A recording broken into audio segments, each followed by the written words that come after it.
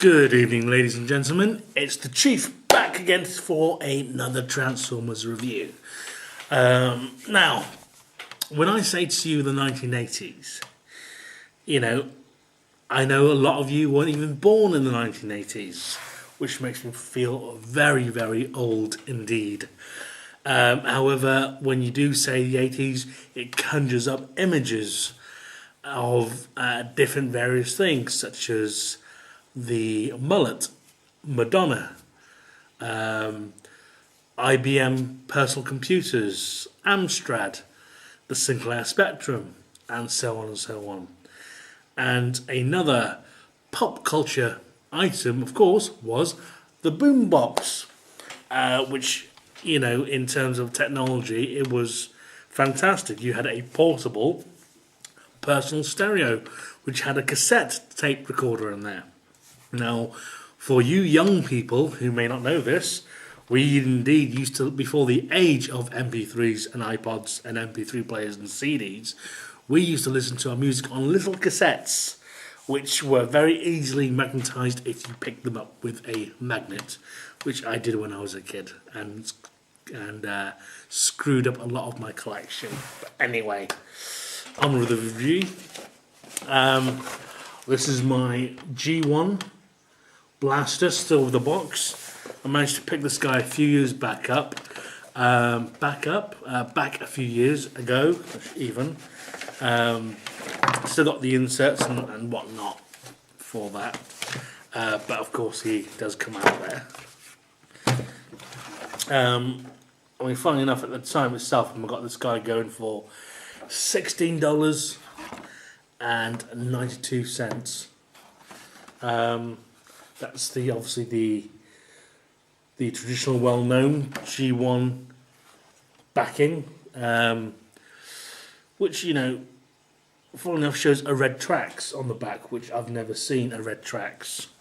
Aside from that, anyway, yes, Blaster. We all know who and love Blaster. I can't even speak properly tonight. It's late. It's 2 a.m. right now. I've just finished a long shift, and I thought I'd do another review for you guys because I love you so much, and I know you love me too. But anyway, comes with his little idiot's guide there. Shows you how to transform. It's a very simplistic transformation, but unlike his counterpart Soundwave, he only comes by himself with his gun and a tech spec, which unfortunately I don't have. So no cassettes for this guy. But in terms of his alt mode, very, very impressive. I do believe this version there is a version of him in the Diaclone or Micro, whatever it is, variation of him that does actually have innards that work for the radio. So if that does ever cross my path, then I'll probably try and pick him up. But however, this is a non-functioning, non-working radio boombox type thing, and it's fantastic. It really is, in terms of the attention to detail. You've got a play button, and that stops it, and that hopefully should eject it. Now, I did spend a good part of the day yesterday or the day before trying to repair his cassette, because behind there you've got a load of springs that over the years loses its tension. So what you should have, which was working yesterday, I do promise you it was there it is. You press that button and it ejects his front cassette thing, which there I've actually got Eject there. Pop him in. I'm trying to think, is that Eject or Rewind? I don't know, the blue one. Pops in there, and there you have it. So I've probably locked him there for all eternity now. Nope, still works, and out he comes again. So yes, obviously this is what a cassette used to look like in its heyday. Well, it still does, I suppose. But So I have one of those there. Obviously, representation of the speakers, the control panel, and that's it really. I mean, other than that, you know, if that was sitting on the side, you would think that's a radio of some sort. Even by today's standards, you could dock your iPod in that if you wanted to. But looking at the rear itself, I mean, it even has a little earphone, an output little thing, which you used to get on these type of radio devices. So, transformation-wise, as I said, it's very simple. I mean, before I transform him, I'm not really into the BG shit, but depending on how you follow his character, either through the cartoons, you know, and even then, whether it's the Western or the Japanese versions. In fact, this guy is coming out soon again. He was released as the Autobot Blaster Universe, guys, which I'll just quickly show you here. Comes in a fantastic little shimmery little box there, which I absolutely love that. And you've got the Universe Blaster in there. And in there, you've got Blaster again, with Eject, Ramhorn, and Steeljaw. All in this nice little presentation box there, which is gorgeous. It's fucking gorgeous. Yeah, and basically, apparently, there, if you want to take a snapshot of that there, of Blaster. If you can get hold of this, do. Highly recommend it. Really, really recommend it. I've not opened mine yet. Mine's still sealed in the box. But I think it's lovely. It's lovely.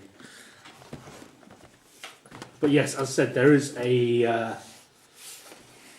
encore coming out for Blaster in his blue variation, which I believe is the Japanese version of Broadcast, otherwise known as Billy, because he really looks like a Billy, doesn't he? But anyway, yeah, so that's so he is floating around, so you can still get hold of this guy. Anyway, on with the transformation. You've got his little handlebar there, which simply retracts back like so and flips neatly into the side of his legs, which I do like. Pretty much how you have Transformers animated nowadays, how everything folded into itself to conceal it more.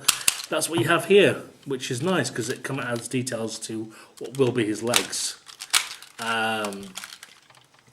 Then flip up his head, turn that around, flip his shoulders forward, like so, push them in, and then you simply pull out his arms, like so. If I can get on the camera.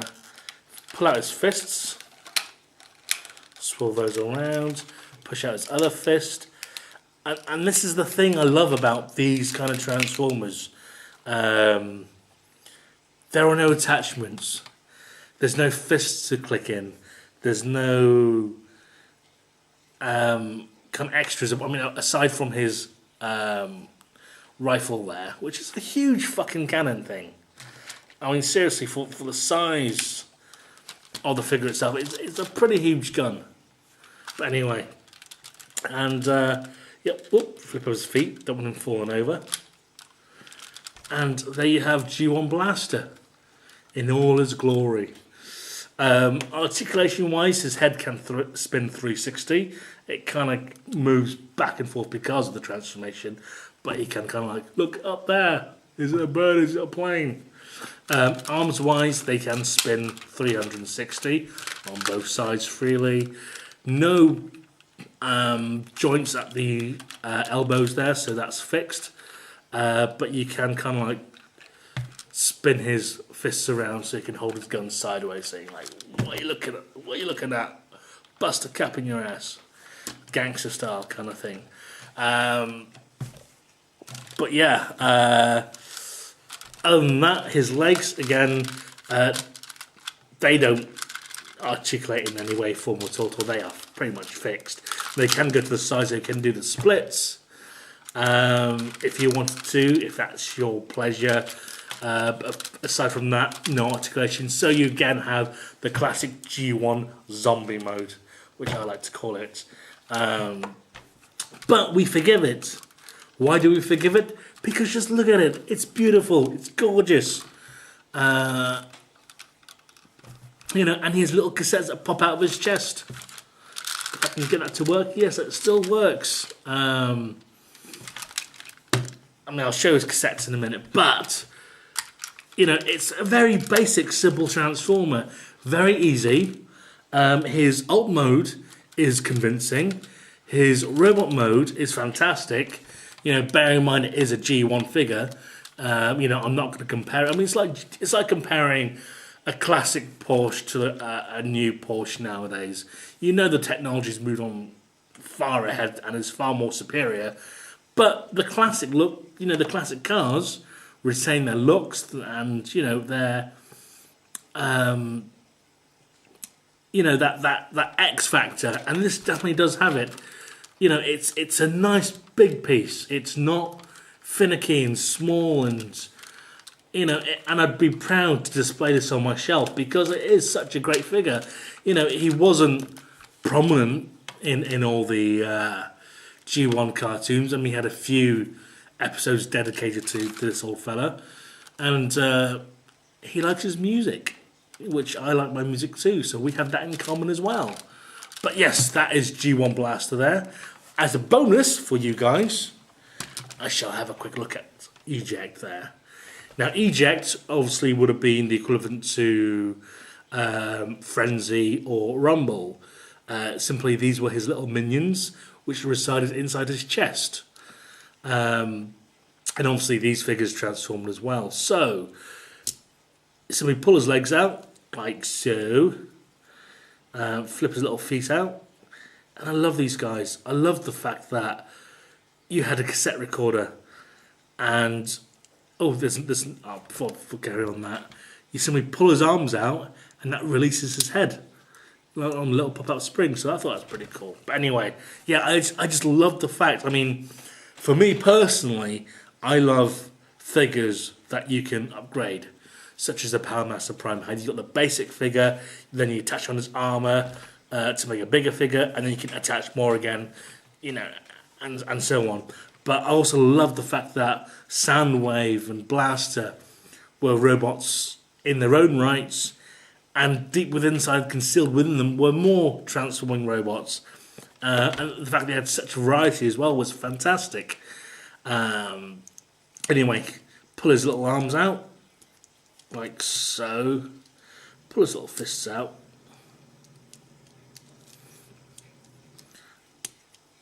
Now, personally myself, I'm not too keen. Well, no, I do like the figures. Overall, I do like them. Pop in his little side cannons like so.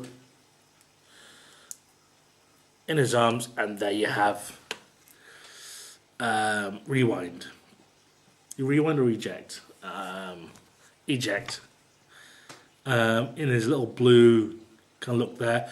Obviously his cassettes look still on his back there, but as a robot itself there. Articulation, again, very limited.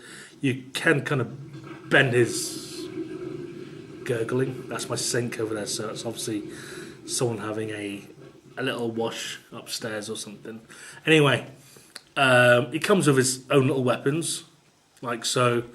And, I mean, detailing his face isn't brilliant, but then again, for the size of the figure, it was actually pretty fantastic. You know, bear in mind of how small this little guy is.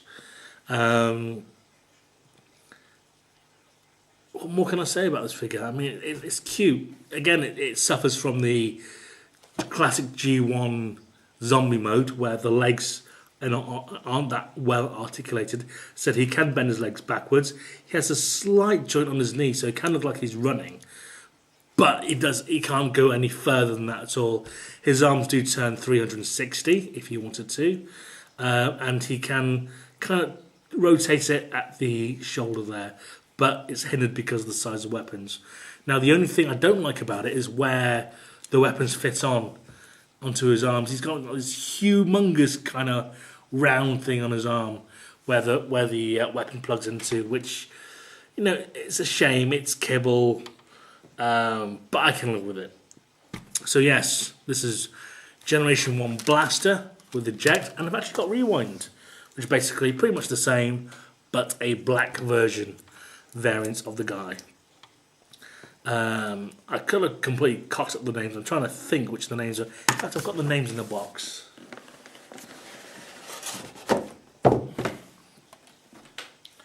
The blue one is Eject. The black one is Rewind. So yeah, again, pop his head up. I won't bother doing his fists. But yeah.